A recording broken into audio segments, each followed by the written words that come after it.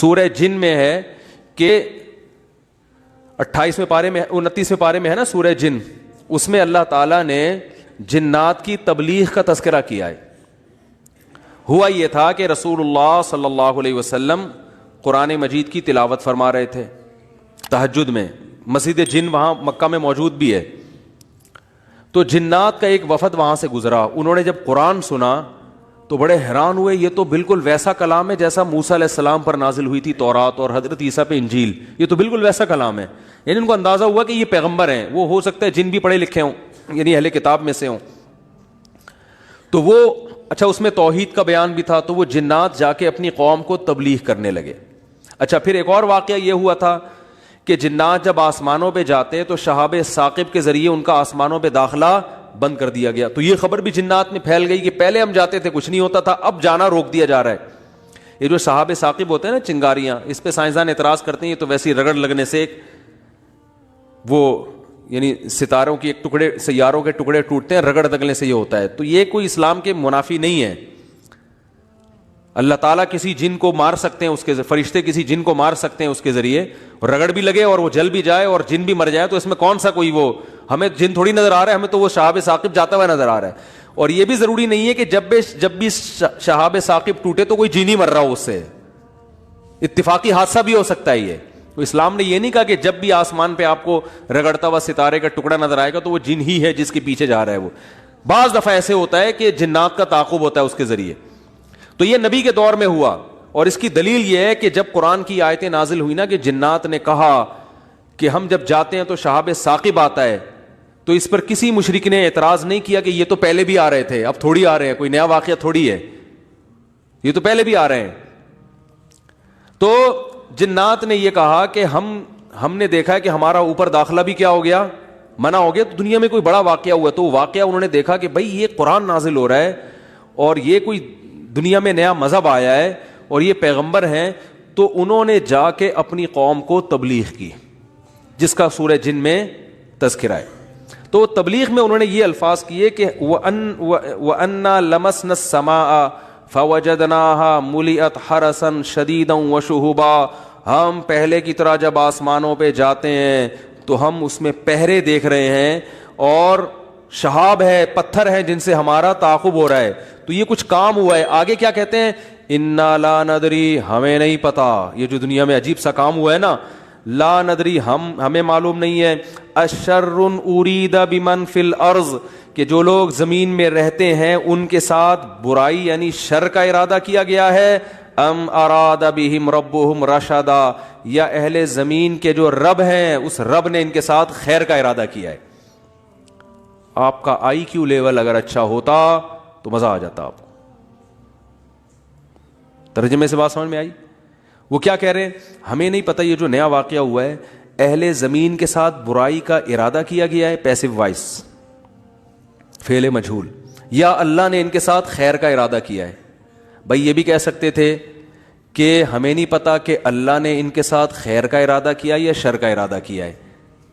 شر اور خیر دونوں کی نسبت کس کی طرف کرتے, اللہ کی طرف, کہ پتہ نہیں اللہ اب انسانوں سے اچھا چاہ رہا ہے یا کوئی عذاب آنے والا ہے یا کوئی کچھ اچھا ہونے والا ہے, ہمیں نہیں پتا لیکن کچھ ہونے والا ہے. نہیں آ رہی بات؟ ارے بھائی جنات کو جب یہ واقعہ ہوا نا, اوپر جانا بند ہو گیا آسمانوں پہ, تو جن آ کے آپس میں گول میز کانفرنس بلائی. انہوں نے بولا کہ بھائی کچھ کام عجیب سا ہو رہا ہے, کچھ ہو رہا ہے, یا تو کوئی بہت اچھا ہوگا یا کچھ برا ہو رہا ہے. یعنی کچھ نہ کچھ تو ابھی کائنات میں نیا ہوگا, اس زمین پہ کچھ نیا ہوگا. بمن فی الارض, اہل زمین کے ساتھ کچھ نیا ہونے والا ہے. اب یہ نہیں پتا کہ اچھا ہونے والا ہے یا برا, تو یا تو دونوں میں اللہ کا نام نہ لیتے, یہ کہتے ہمیں نہیں پتا اچھا ہونے والا ہے یا برا ہونے والا, یا اگر اللہ کی طرف نسبت کرنی تھی تو یہ کہتے ہیں ہمیں نہیں پتا کہ اللہ اچھا کرے گا یا اللہ ان کے ساتھ کیا کرے گا, برا کرے گا. بھائی جو بھی کرے گا اللہ ہی کرے گا نا. یا تو اللہ کی طرف منسوب کرو اچھائی کو بھی اور برائی کو بھی, کہ ہمیں نہیں پتا کہ اللہ نے جو آسمان میں پہرے لگا دیے ہیں تو اب اللہ کا ارادہ ہے کہ اہل زمین کے ساتھ کچھ بہت اچھا کرے گا یا اللہ ان کو سزا دے گا, کوئی برا ہوگا ان کے ساتھ. لیکن جنات کا انداز دیکھو, وہ کہہ رہے ہیں جب برائی کی بات آئی تو اللہ کا نام درمیان سے غائب کر دیا. اشر اریدا، اریدا جو میرے تفسیر کے لیکچر سن رہے ہیں نا اسپیچز چینل پہ، ان کو پتا ہے اریدا اکریما کی طرح ہے، پیسو وائس، ارادہ کیا گیا ہے. کس نے کیا یہ نہیں بتا رہے، کیا تو اللہ نہیں ہے. برائی کا ارادہ کیا گیا ہے زمین والوں کے ساتھ، یا اللہ نے اچھائی کا ارادہ کیا ہے؟ اب آئی سمجھ میں؟ اب بھی اگر نہیں سمجھ میں آیا تو آئی کیو لیس لوگ ہیں آپ لوگ. پھر وہی پہلی ہے کہ وہ جو سیٹھ صاحب تھے نا، بے وقوف تھے، اپنے شاگرد سے کہہ رہے ہیں، اپنے ملازم سے، کہ ایسی پہلی پوچھ کہ اس کا جواب میں بتا سکوں، ورنہ بے عزتی ہو جائے گی نا. اور اگر نہیں بتایا نا میں نے اس پہلی کا جواب، تو میں تجھے چھوڑوں گا نہیں، تیری گردن اڑا دوں گا میں. اب پہلی پوچھ لیکن آسان، تاکہ میری عزت بھی ہو جائے کہ بھائی سیٹھ نے پہلی کا جواب دیا ہے. جب جواب دوں گا عزت ہوگی، بھائی بڑے ذہین ہیں آپ. تو آہستہ سے اس کو کان میں کہہ دیا کہ ایسی پوچھنا کہ مجھے جواب اس کا آ بھی جائے، اتنی مشکل نہ ہو. اب یہ جو ملازم تھا نا، یہ گرو کہتے ہیں نا اس کو، گرو کہتے ہیں کیا، چیلا کہتے ہیں، چیلا یا چیلا. بچہ بڑا ہوشیار ہے ماشاء اللہ. چیلا.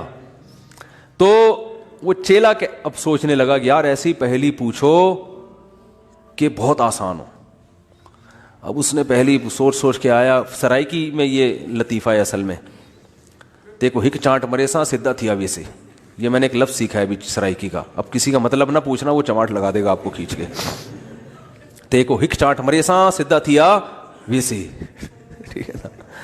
تو یہ کسی سے کہنا نہیں، ورنہ کوئی گارنٹی نہیں ہے، ٹھیک ہے نا. تو وہ جو تھا نا، اس میں اس نے پہلی سوچی، اس نے کہا حضور، اب مجھے پوری سرائکی تو آتی نہیں نا، وہ ہمارے حضرت سرائکی میں سناتے تھے یہ لطیفہ، وہ مزہ سرائکی میں ہی ہے. خیر،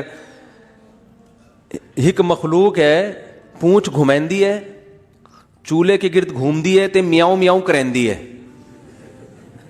ہیں بھائی، پونچھ بلی ہے نا، سب کو پتا ہے بھائی، اور چولہے کی گرد اکثر گھومتی ہے، اور آخر میں کمبخت نے یہ بھی بتا دیا کہ میاؤں میاؤں کریندی ہے، کہ یار ایسا نہ ہو یہ کوئی شیر اور چیتا کو لے آئے. اب یہ کھوپڑی اس کی کام نہیں کر رہی نا، ٹھیک ہے، آئی کیو. اب یہ گھنٹہ بیٹھ کے سوچ کے کہتا ہے یار کس مصیبت، کہہ رہے ککیڑ مرغا نا.